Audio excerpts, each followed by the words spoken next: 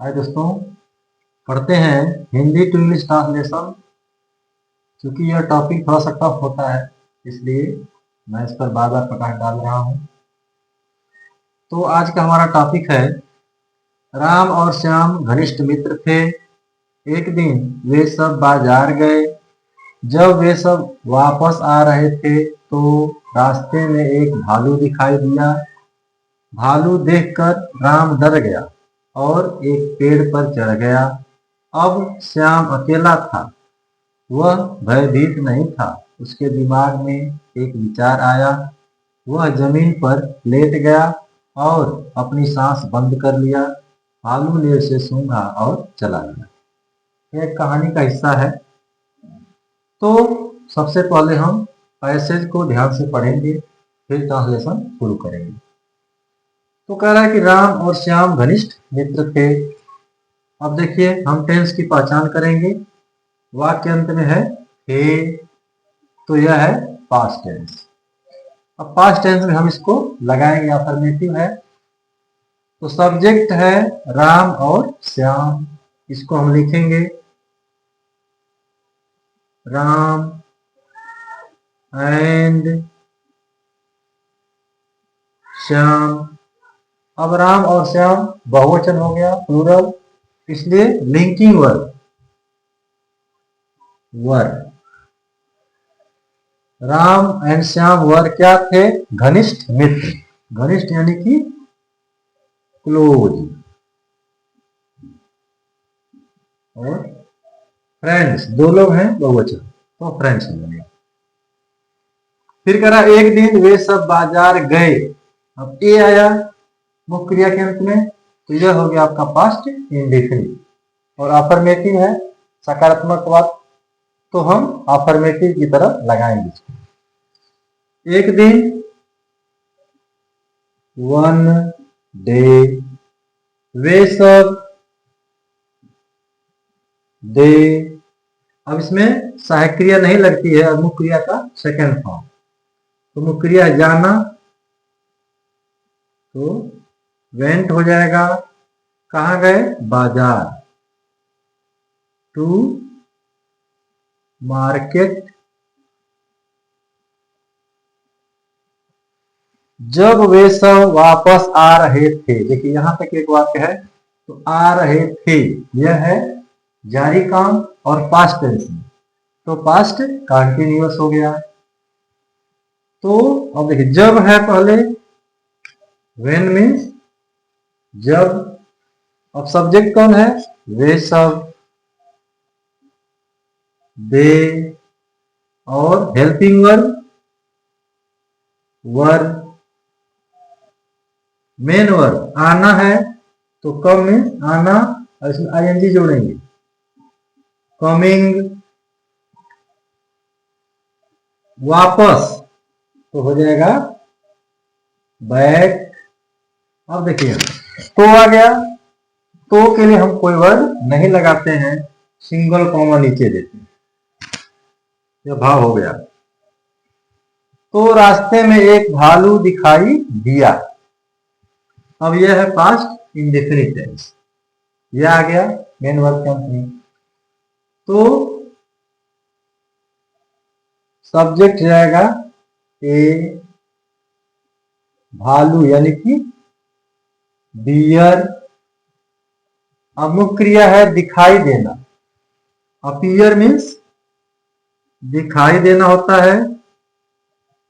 अब इसमें हम ईडी जोड़ देंगे, अपीयर। कहां दिखाई दिया? रास्ते में, on the way. In the way नहीं लिखा जाता है मॉडर्न ग्रामर में, मॉडर्न इंग्लिश में ऑन द वे लिखा जाता है। तो a bear appeared on the way. अगला वाक्य है, भालू देखकर राम डर गया। अब देखिए, भालू देखकर, तो पहले हम लिखेंगे देखकर के लिए, सी में देखना, इसमें आईएनजी जोड़ देंगे, सीइंग। क्या देखकर? भालू, द डियर, और यहां कॉमा हो जाएगा। क्या हुआ? राम डर गया। तो Ram was frightened।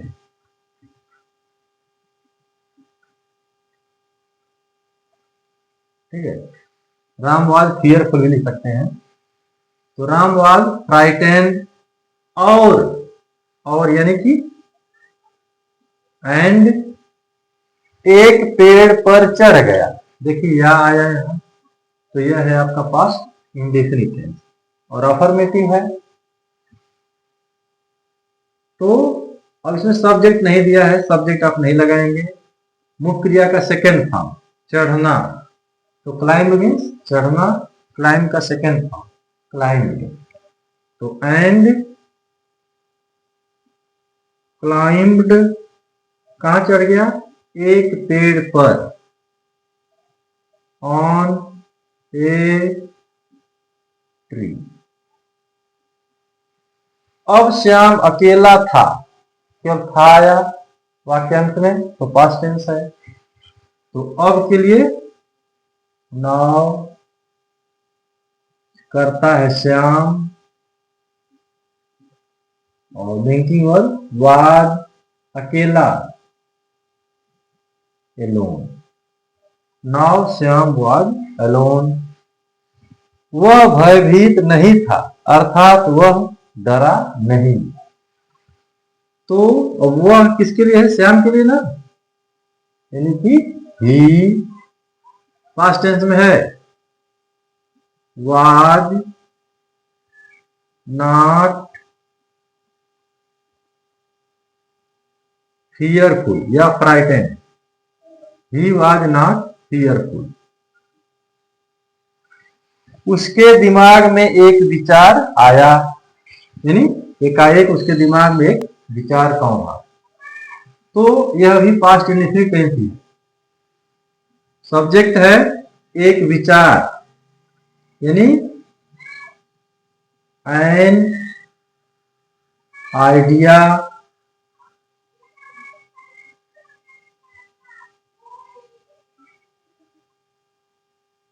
Struck.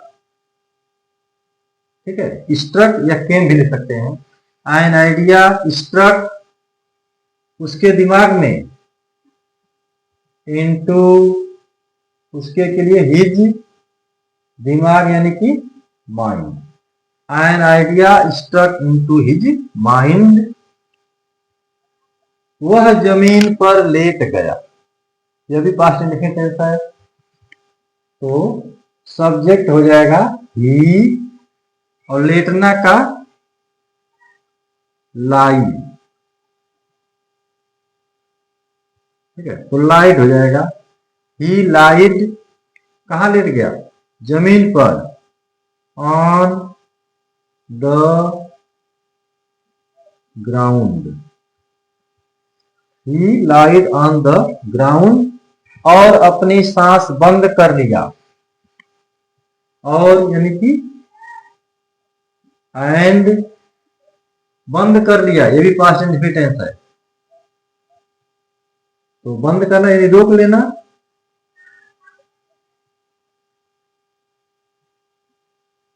Checked या स्टॉप्ड लिख सकते हैं। एंड चेक्ड अपनी सांस, हिज